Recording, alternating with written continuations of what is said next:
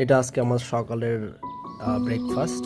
আমি আজকে সকালে এখানে আছে হচ্ছে চুপ, কিন্তু স্পেশাল ব্যাপার হলো এটা হচ্ছে হোমমেড চুপ, বিভিন্ন সবজি, মাংস এবং ডিম দিয়ে, এবং এটা সিদ্ধ ডিম আছে। তো এটা আমি এখন টেস্ট করতে যাচ্ছি।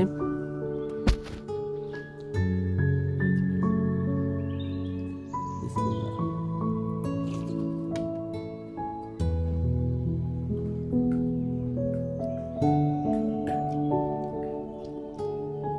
আপনারা এটা ট্রাই করতে পারেন বাসায়।